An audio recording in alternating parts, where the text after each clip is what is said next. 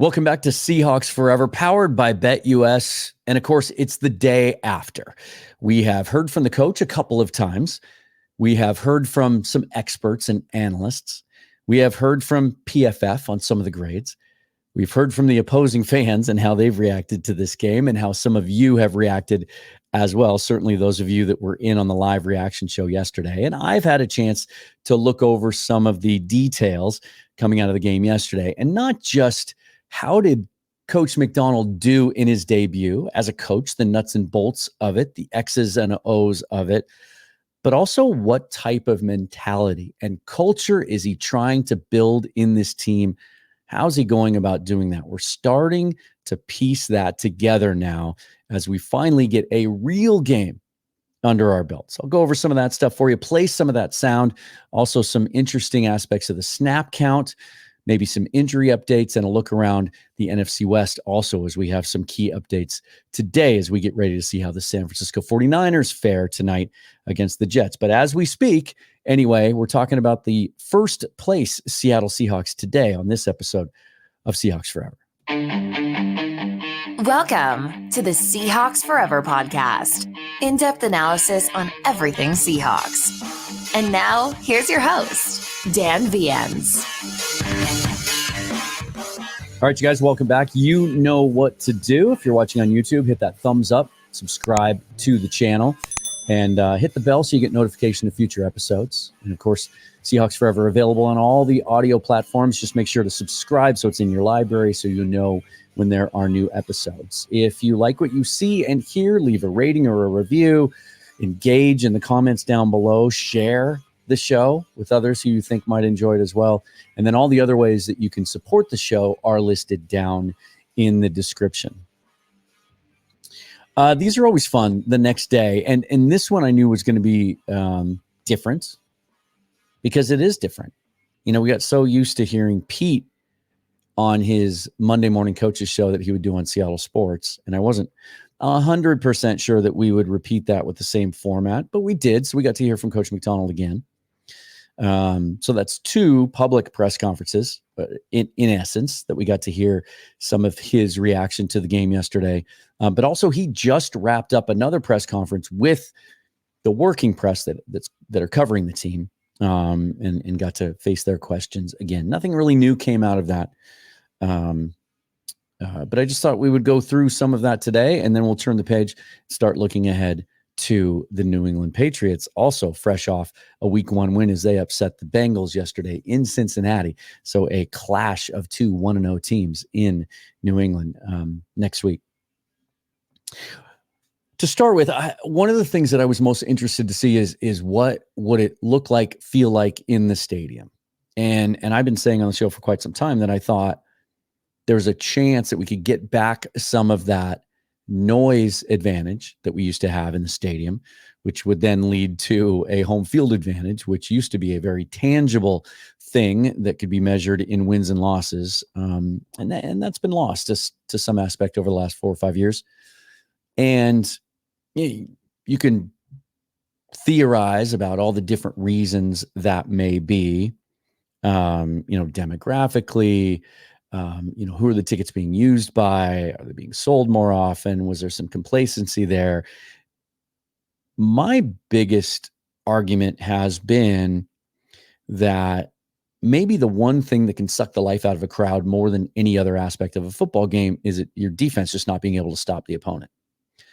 Watching 3rd and longs being converted over and over again, watching teams drive up and down the field, watching time of possession being dominated by the other team. And that's when that advantage, used to be felt the most, right? It is in any stadium. Our crowd used to be so savvy in knowing when to get loud. And that was when teams were in the huddle trying to impact what they're doing as far as play calling and line checks and everything else that happens at the line of scrimmage before the ball is snapped. And we had lost some of that. Getting some of that back, I felt like, could be had through playing better defense, forcing more turnovers, getting more sacks, getting more stops. Did I see it? Did I feel it yesterday? I'm not entirely sure yet. I did feel like there was more of a sense of urgency for fans to be in their seats by kickoff. That at times in recent years, the stands would be half full at kickoff. And it got so bad for a while that I actually had suggested over the last few years that maybe Pete Carroll get out of his stubborn habit of always deferring when they win the toss. My thought being, the reason that they used to defer all the time is you want the defense on the field first. It was the strongest phase of the team, but also gets the crowd into it early and establishes that kind of dominance and sends that message to the opponent. But I had suggested in recent years that, stop doing that. Start with the ball on offense. Try and get ahead, first of all, because your defense stinks. Second of all, because nobody's in their seats, right? Everyone's out getting that hot dog or another beer or whatever they're doing. I felt like the crowd was more present from the jump yesterday, which is notable, especially considering that it was a 105 kickoff start, not a 125, which many of them are. But I don't know that I ever felt at any point in the game that, wow, this is unusually loud. Didn't feel different to me in that aspect. Maybe it'll just take, it's certainly there to be had. Maybe it'll just take some time for people to buy in completely and for games to mean a little bit more, right? We get into some of those division games, start to get into some games with playoff implications. If indeed this team continues to play well and builds a playoff resume as we move forward. Here's an example. I pulled out my decibel meter yesterday on my phone at a moment in the second half when we were on defense trying to stop the Broncos at a key moment. And I thought, well, this is a time when the crowd should and would be at their loudest. And it measured 108 decibels. And that's not nothing. That's loud. 110 decibels is a typical rock concert. 120 decibels is about the equivalent of a jet plane engine. 130 decibels is equivalent to being fairly close to an ambulance siren or a jackhammer being used. And just for reference and context, that 108 from yesterday, when the Seahawks initially set the Guinness Book of World Record for loudest crowd noise, which was then beat shortly thereafter by the Kansas City Chiefs fans at Arrowhead Stadium. At the time, that reading was 137.6 decibels. 30 full decibels louder than what it was yesterday in the stadium.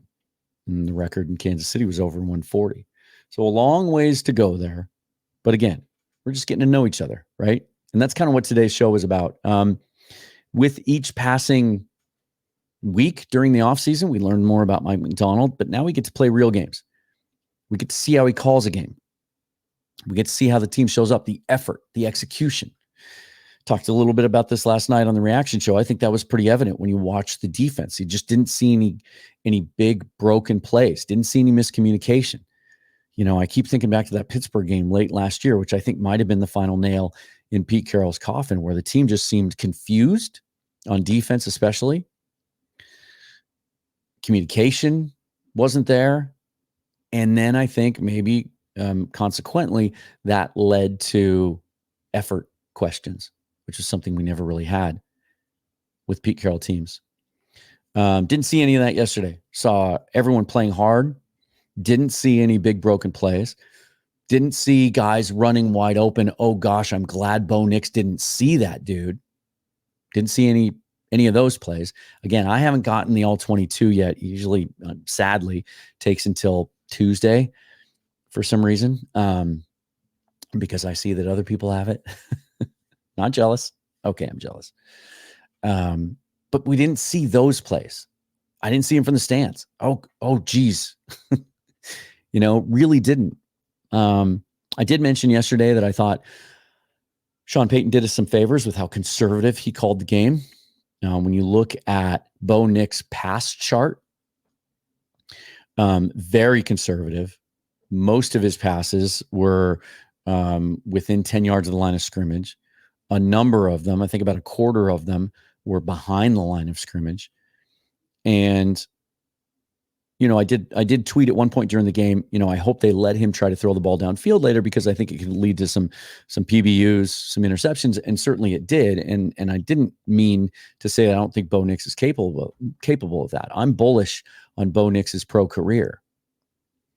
But for his first game and, facing an NFL defense for the first time, and especially one that is predicated on disguise and deception, in where their rushers are coming from and what coverages they're playing, I thought it would be a tough test for Nix.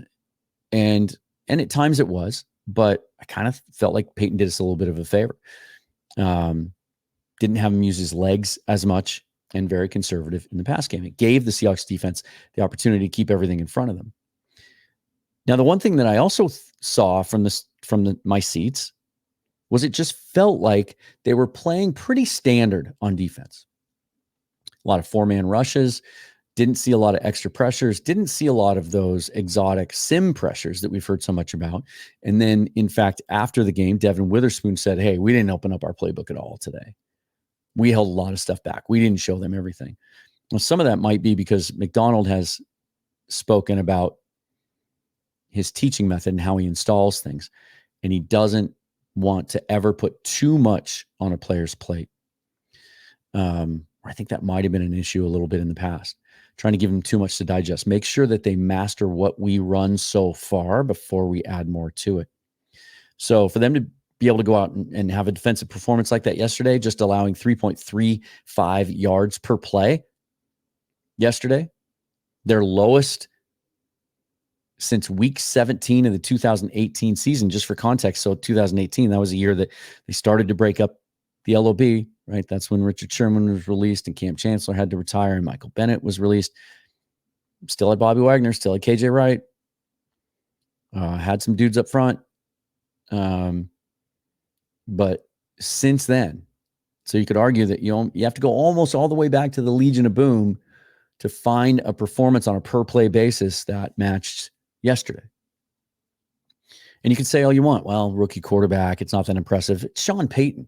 It was Sean Payton calling an offense with a good offensive line, a couple of solid weapons, a couple of really dynamic running backs at times. It was Sean Payton calling that with his hand-picked quarterback that he felt gave him a better chance to win week one than a guy like Jarrett Stidham, who has put some good reps on tape himself. So don't just excuse this. Don't just wipe that away as, well, it was a rookie quarterback, right? Outstanding performance by them. The PFF grades reflect it. I haven't seen numbers this high in a very long time on defense. Julian Love, I gave him my game ball yesterday on defense, 93.4. That is remarkable grade from PFF. Devin Witherspoon, 85.3, had the best tackling grade on the team. Tariq Woolen, 83.8. And I thought this was great. And I'll put the graphic up here next to me. Here, I'll put it right there. Combined, Reek and Spoon, 90.1 PFF grade, 34 yards allowed passing, 1 interception, 2 forced incompletions, a 14.6 passer rating allowed. And they weren't the only ones. Trey Brown had an outstanding key breakup on a slant pass on 3rd and 5. Rayshon Jenkins played really well. Kayvon Wallace in limited snaps did some things. It was a lot of fun to watch. Didn't get the big sack production that we expected, but without doing a full rewatch of the game, I watched the condensed highlights yesterday, but again, don't have the all 22. Felt like there was pretty consistent pressure. Like Bo Nix didn't get a lot of opportunity to stand back in the pocket unbothered. And it'll be interesting to see when the ESPN pass rush win rate and pass block win rate numbers come out later this week. I suspect that even though just 2 sacks and not a lot of really dynamic pressure plays to the naked eye from the Seahawks front, that their numbers there are probably pretty solid and that their rush win rate probably pretty decent. On offense, I think one of the storylines the day after for me today that got lost a little bit in the shuffle yesterday of all the talk about how poor the offensive line played, especially in the first half, was the outstanding game by Charles Cross. PFF had him as their highest rated left tackle in the league yesterday at 94.8. And this is what some people are saying about him today. John Ledyard, the great analyst formerly of the Draft Network, said he might be becoming the prince we were promised. And Ray Roberts, former first-round draft pick of the Seahawks, now an analyst for them, said, I told you I saw a different dude in training camp. And that if he stays healthy, he thinks this is what we're going to see on a week-in, week-out basis. Also, and I don't have his number in front of me here from PFF, but the fact that Connor Williams was able to play 100% of the snaps yesterday, just 9 months after tearing his ACL. Outstanding. Can't wait to see the All-22 on his performance. The couple of reps where I just focused on him on the replay yesterday, he looked great. I think it's going to end up proving to have been a steal from the Seahawks to get an all-pro level center, a top 5 type center this late in the game, and to be able to get him, not just because nobody else wanted him because of the knee injury, but now we know, based on some things Schneider said last week, that they began this process very early in the offseason. They got in early, they expressed interest in him, and they worked the process all the way through his rehabilitation, all the way up until they signed him a month ago. What a coup for the Seahawks and Connor Williams to be able to be out there on every play. And then there's a whole bunch of disagreement on who was worse yesterday, Anthony Bradford or Laken Tomlinson. And can't really tell you that without, again, watching the All-22. I saw some really good reps from both of them live. I saw some really bad ones. Laken Tomlinson getting absolutely undressed by Zach Allen on one play where he pressured Geno. Just got fooled one-on-one, absolutely blown away. But I also saw a couple of reps where he came over and obliterated some guys on the touchdown run from Kenneth Walker. Bradford and Tomlinson both pulled. It was like a duo run to the outside, and they both took care of their guys. The other fun thing about that, if you watch that highlight again, watch in the background, watch what Charles Cross does 15 yards downfield, how quickly he gets to the second level and just demolishes our old friend Cody Barton on that play. Kenneth Walker III, obviously off to a great start, over 100 yards rushing and a touchdown yesterday in the big win. How do you like his chances of leading the NFL in rushing this year? BetUS has placed his over-under for rushing yardage at 900.5 yards. What do you think of that? If you head on over to BetUS right now, they'll give you a 150% sign-up bonus on your first deposit and 125% on your next two, up to $2,000. Just use promo code YouTube150 when you sign up. Lots of concern about right tackle. No injury updates from Macdonald today, other than to say that George Fant will be day-to-day. Certainly doesn't sound good. I expect him to go on IR. And then, as Greg Bell pointed out this morning, we would expect Mike Jarrell then to be active next week. He was not this week. And I think the pressure is going to be on Stone. Macdonald was less than praiseworthy of him today. Said he's got some things to clean up, especially on the edge, giving up some pressures. And he said, we'll clean that up. That could mean some tight end help. Could mean more of, if Farrell Brown's ready to go next week, of keeping him in line. I thought it was interesting that AJ Barner had significantly more snaps yesterday, the rookie tight end out of Michigan, than Brady Russell, who had been running as basically tight end 1 or 2 all throughout preseason. I thought that was interesting. We'll get into some other snap count stuff here in a second. Boye Mafe is getting a lot of attention today. I don't have his PFF score here. Daniel Jeremiah came out and tweeted today that, they think, he said, watch out for Boye Mafe. I think he's going to have a huge year based on what he saw week 1. Derek Hall was getting a lot of praise from Mike Macdonald, even though he only played 45% of the snaps, but on how he performed in the run game, specifically how physical he was, how hard he played. And I think that's important, because there's a lot of talk today among Seahawks fans about, did we let one get away by trading Darrell Taylor to the Chicago Bears? He ends up with 2 sacks yesterday for the Bears. I didn't watch that game. I don't know how they're using him, but I don't think there was ever any question about Taylor's ability to rush the passer if he was given an opportunity to do that without his deficiencies in the running game being exposed.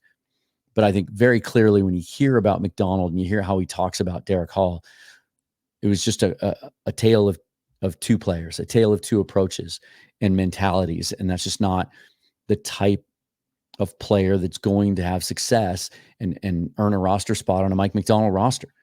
You have to be a complete player. You have to be able to play hard all the time and do the dirty work. And that was something that wasn't Darrell Taylor's strength. We didn't see much of Trevis Gibson. I think only 2 snaps yesterday. He's still being indoctrinated into the scheme, of course. And then they rotated a little bit up front. I thought it was interesting to see the snap counts for the defensive tackles. The defensive lineman, Leonard Williams, 65%. Jaron Reed, 62%. Draymond Jones, 58%. He did play some on the edge. Byron Murphy, 58%. Leonard Hankins, of course, going to be an early down guy, mostly only 25%.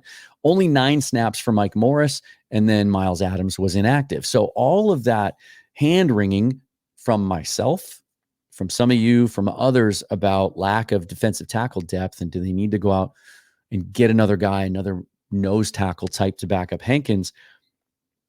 It just doesn't even seem, based on how they use their rotation, like there would have been an opportunity for that guy. At least not with this game plan, this scheme against this team this week. We didn't see that. Maybe some other weeks, maybe Miles Adams is active so they can get another body in there. And as I said earlier, only 9 snaps for Mike Morris. On offense, the offensive line played 100% of the way, or would have. George Fant only played 13 snaps before he got hurt, and then Stone Forsythe came in the rest of the way. And then Anthony Bradford got banged up on one play, had to leave for 1 snap. Christian Haynes was in there on that. Otherwise, they went the whole distance. Nothing else really out of whack there. I heard some feedback today on, Jake Bobo. Didn't see him out there a lot. I think his snap count number was 19%. Laviska Shenault wasn't out there a lot. But early in the game, until they caught up in the second half, the Seahawks just were getting, I think Broncos led in number of plays 2-1. They led in time of possession 2-1. They just didn't have those opportunities to be able to unveil their full offensive playbook and how they want to use some of those guys. And look, we all love Jake Bobo. We love his story. We love the way he plays. But he's your 4th wide receiver, which means some games you're not going to see him much, if at all. And then he'll have some games this year where he catches 5 balls for 78 yards and a score. You're not going to see every single week every one of those guys get involved. And so that really didn't concern me. And then we're going to get into some sound here. We're going to talk about Tyler Lockett, because I think that was one of the most fun storylines yesterday, was after a preseason, which we didn't see him at all, that he was dealing with, I think they said it was a thigh injury, right? A quad injury. Even implied that he's still not 100% healthy, even though Tyler said the whole time, I'll be fine. All the talk about how is this his last year? Is he at the end of his rope? He goes down without getting hit now, trying to take care of his body. Massive cap hit next year. Is he expendable? And he goes out and leads the team with 7 catches, leads the team in targets, has a couple of the biggest plays, a couple 3rd down conversions, and then the one to seal it at the end. I thought it was great to see. Now let's get into some of the sound. Some of this is from last night after the game. And some of it is from, or at least one of these from the coach's show today. He called in on the phone today on the coach's show. And so that was, there was some stuff I wanted to use, but it just doesn't sound as good. And so I leaned a little more heavily on last night, but just really opening my ears and eyes and listening for clues that go beyond what's happening on the field, and how much Macdonald is working at trying to build this team in his image and in the image that he desires. And that's this first piece of sound here. So the first half obviously couldn't have gone any worse in a number of aspects. We gave the Broncos horrible, disadvantageous field position deep in our territory with a muffed punt. And then the fair catch call, letting the ball go. They down it on the 1, leads to a couple of safeties. Really, really tough position to put the offense in. There was another one where, Julian Love gets the pick on the 1. And so the offense has to start on the 1 as well.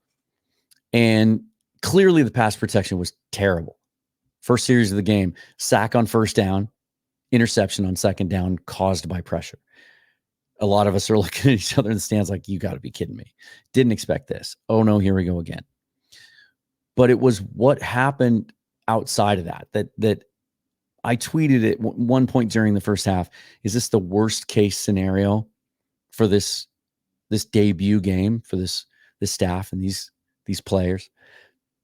And I'm not so sure now, looking back, obviously hindsight being 2020, that it wasn't the best case scenario, because it gave them an opportunity to deal with some adversity. It gave us an opportunity to see how they deal with adversity.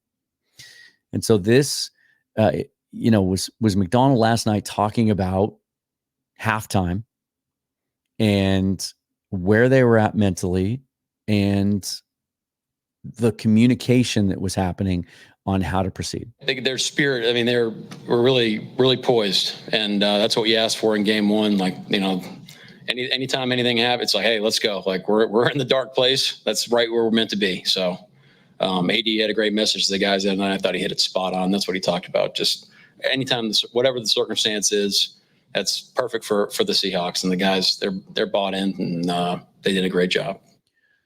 On both sides of the ball, too, you heard Geno Smith talking about Ryan Grubb and how calm he was and how determined he was to stick with the run in the second half. First half, I think they wanted to run the football more, but they were kind of behind the 8 ball a couple of times. It was tough to do. I thought that was really, really, really impressive that almost to a man after the game, everybody brought up this concept, this idea that nobody panicked. I think it speaks to what we actually saw on the field. That was a team where I felt like all 22 guys, just their body language, the way they bounced back after each and every play, they carry themselves like a team that has conviction, that believes in what they're doing. And it's not all going to be perfect. It's going to take a while. There's going to be some growing pains. They could very easily go to New England this week and stink it up and lose. There are going to be games along the way with a young roster and a new coaching staff, new schemes, where as much as we hate it, they're probably going to lose a game or two to teams that we feel like they shouldn't lose to. But I also think when it all starts to come together and the execution's a little bit better from the beginning and that offensive line improves, that this is going to be a team capable of playing with anyone. Another example of that is how they responded in the red zone, backed up against their own goal line, the shadow of their own goal line. With a team, again, might have a rookie quarterback, but a couple of good running backs, an outstanding offensive line, that when their backs were against the wall, he liked the way they responded to that. Yeah, red zone defense, where's that? I mean, if they get down there, it's not good, no matter how you slice it. So it's a certain mentality that you have to have in the red zone. Execution, things happen faster. But like I said, for our whole football team, including our defense, nobody batted an eye. And we stayed poised and we did our thing down there. So, we got to keep the red zone defense rolling. I like the humility. His opening comment from his post-game press conference was, had him right where we wanted him at the start. That's exactly, that was part of the plan. Thought that was kind of cool. And you kind of heard it there. Like, boy, that's not a great place to be. Not real enviable. He even said at one point this morning on his coaches, or in the press conference just moments ago with local reporters, that he was asked how he felt overall about his run defense. An important question going in to face the Patriots, who ran the football really well yesterday. And he said that he had put them at a disadvantage a couple times with some things schematically, with some calls that didn't turn out to be the right calls. And I thought that was interesting. I don't know that we've heard a lot of that in the past. And then I promised you some sound about Tyler. This was him just talking about what an outstanding performance Tyler had yesterday. We obviously know how great of a player he is, but guy makes plays, man. It's unbelievable. We gave him the closer ball.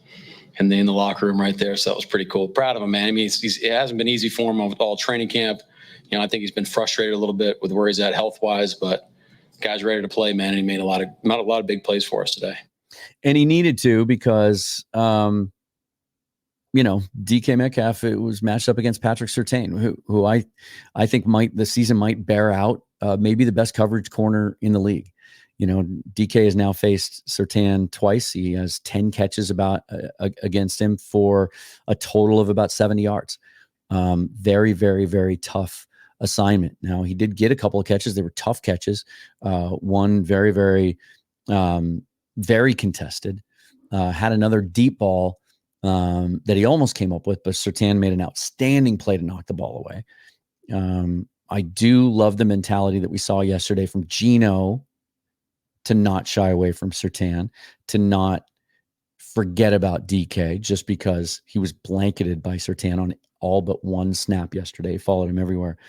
And I think that's important to point out because thankfully I haven't seen as much of it today as I expected I would. And I think that's a good thing. But yesterday, there were some people, I heard it in the stands, who were putting it all on Geno in the first half. And we've seen that happen. The quarterback sometimes takes too much blame, not enough blame, or not enough credit, right? When things go well. Too much blame when things go poorly. The first interception was terrible. Saw the replay, watched it back about 10 times, and he was hit as he threw. There was pressure. Still, I don't see where he thought he was going to go with the ball there. It was a bad interception, but it was how he responded to it and played afterwards. His decision-making yesterday seemed quicker than it was last year, mid-season, early season last year when he kind of struggled with that.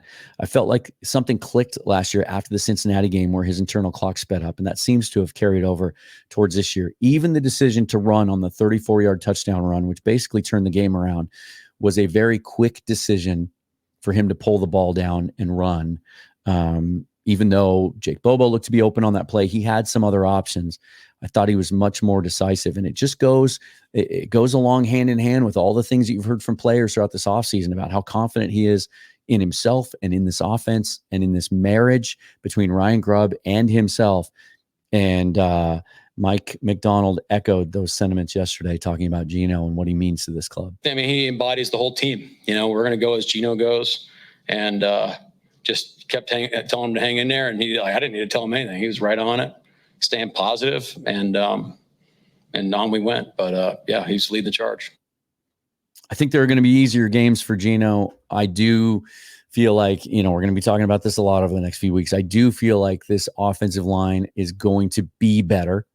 Now they have the tape. Now they can go back and teach it. And these guys have played together for an entire game.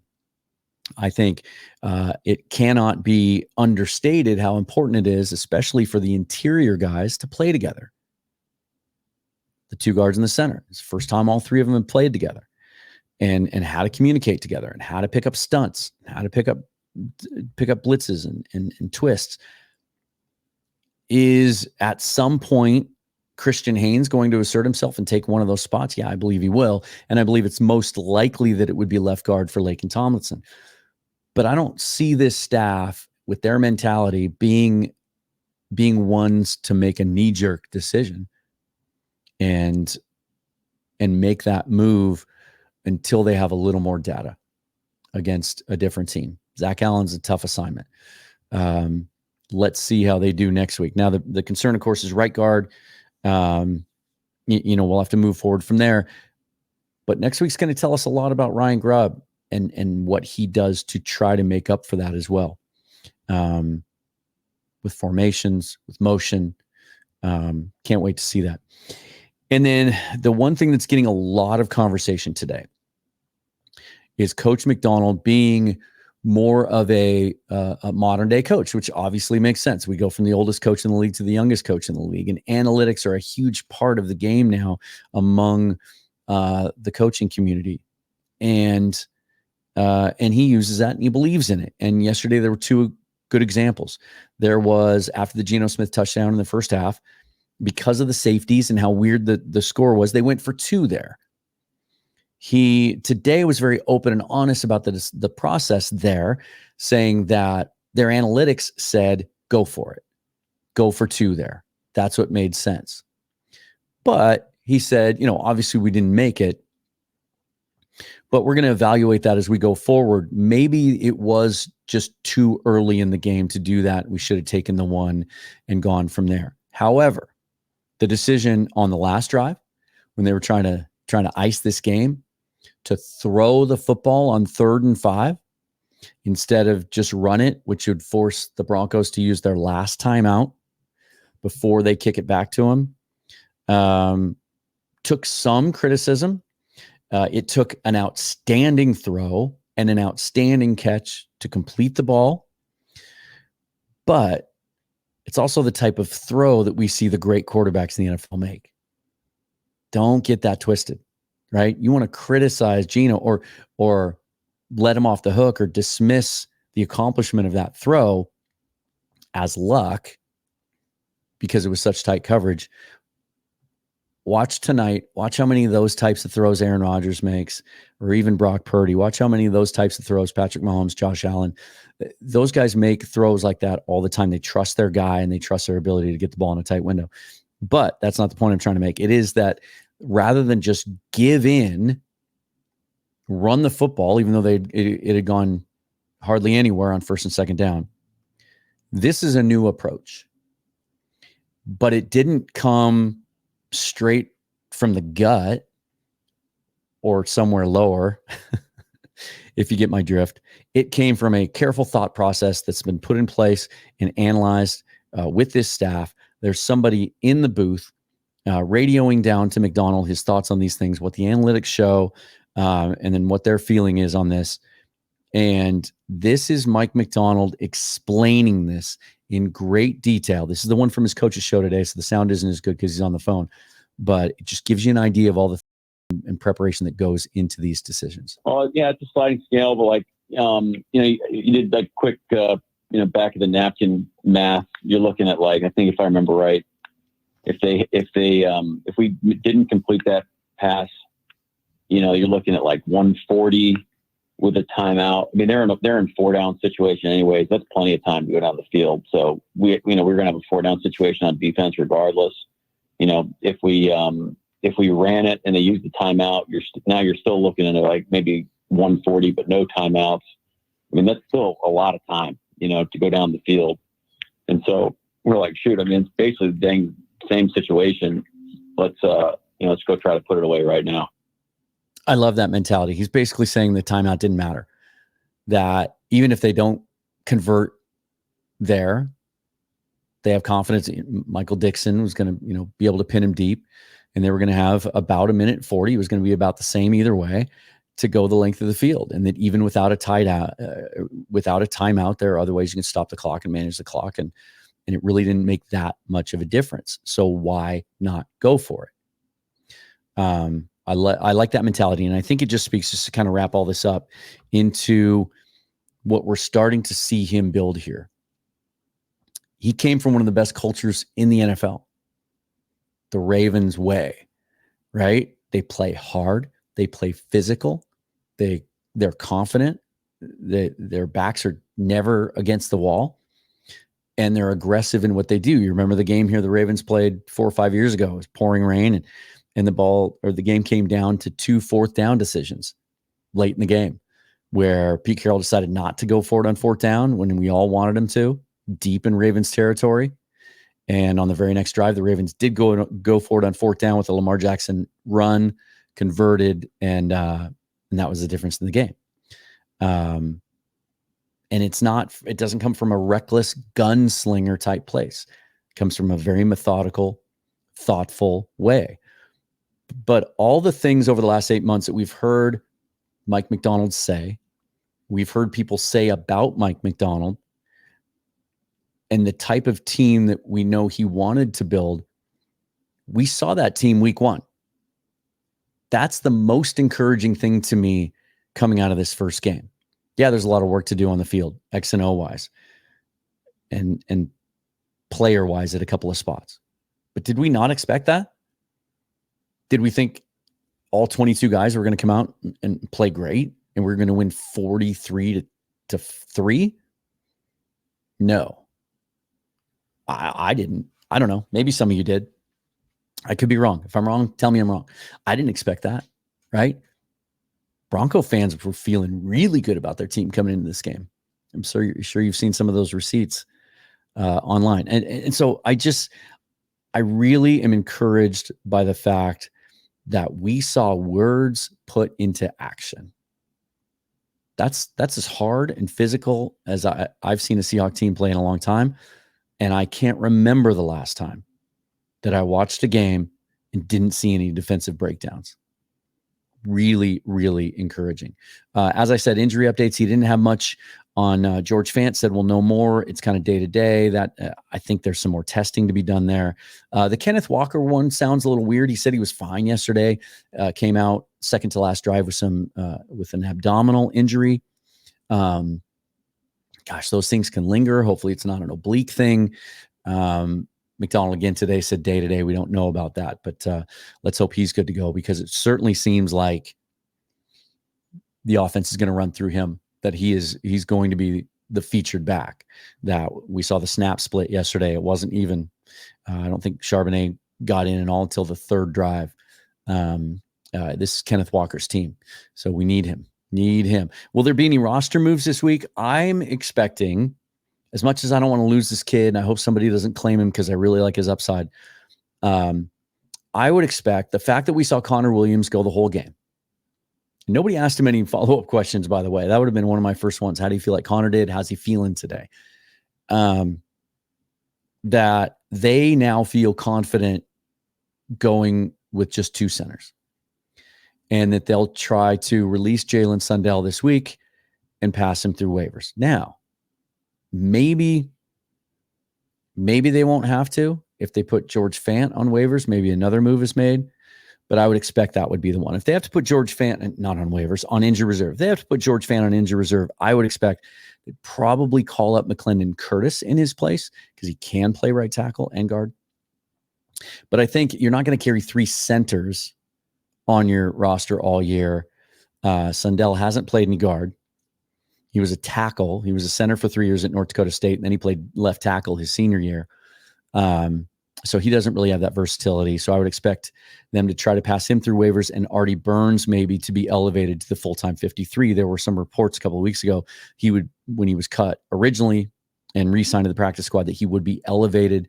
So that may have been a handshake agreement, right? Come back to us again. We'll make sure you're on the 53. But now that it's after the first week, as a vested veteran, his salary does not become guaranteed for the season. He was elevated for this game as promised, but then he was inactive, still overcoming a foot injury. So if he's good to go, that's just a move that's pure speculation on my part. Artie Burns gets elevated to the 53 full time. Sundell gets released. Hopefully he passes through waivers, because a team would have to give him a spot on their 53 in order for the Seahawks not to have the option to bring him back on the practice squad. So hopefully that happens. Just quickly around the NFC West, of course, the Rams and Cardinals both lose yesterday. The Rams lost more than that. Puka Nacua, Sean McVay just announced this morning, will be placed on injured reserve. He hurt that same knee that he was taking care of all throughout preseason that held him out. When I first saw the notification show up on my phone, I thought, oh no, he's out for the year. And why would I say, oh no, as a Seahawks fan? I never, ever, ever like to see stars get hurt. I saw Derek Brown of the Panthers, the outstanding defensive tackle, meniscus injury, going to be out the entire season. I just hate seeing that. I don't want the stars of this league, any of the players, obviously, but I want the best players to play. When I play against a team, I want to play my best players against their best players. That's my mentality. But Nacua being out, they lost Steve Avila, their starting center, outstanding young player. Don't know for how long. Dotson's banged up at left guard. Some Rams fans are freaking out this morning about the state of their offensive line, some of the injuries there. So they're dealing with that. And then, the Cardinals put up a good fight in Buffalo yesterday and ultimately lost by one score. I'm not too happy about the fact that Marvin Harrison Jr. only had one catch for 4 yards, because in both of my money fantasy leagues, he was in my starting lineup, and I lost both of those games by less than 4 points. So I'm going to leave you with that.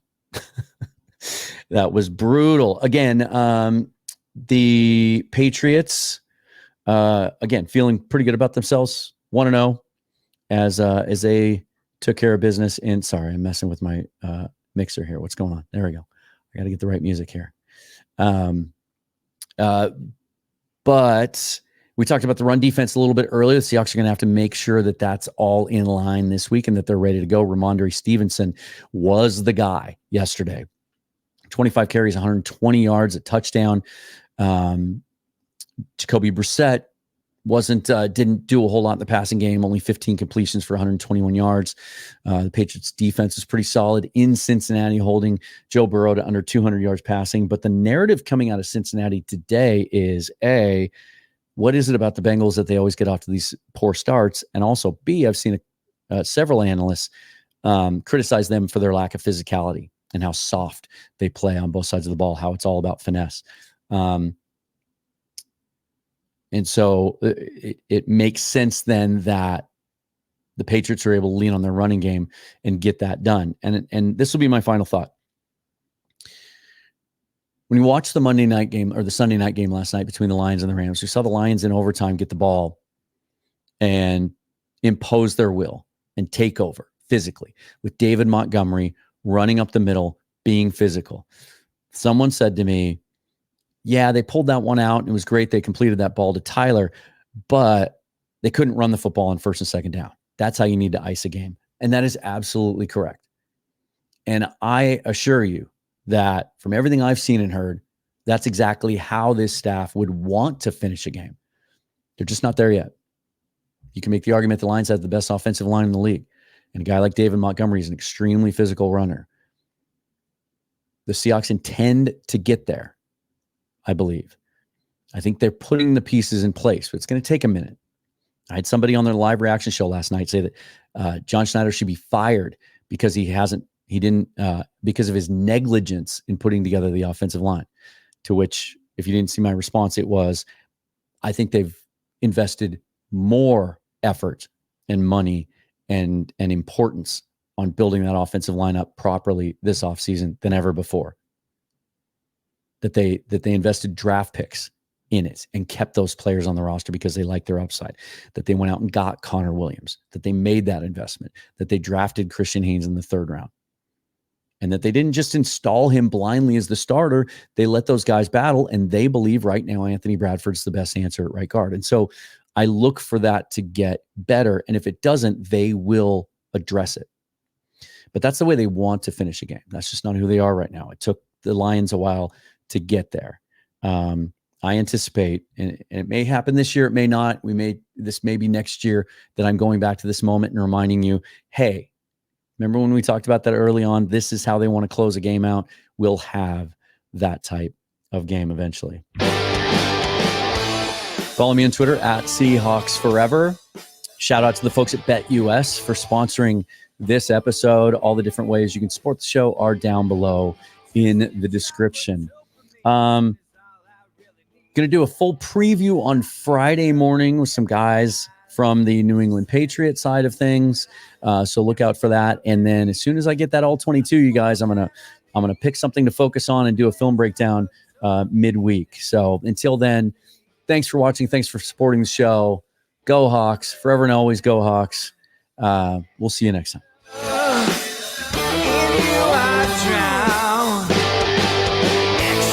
Existential ecstasy, what's it all really mean?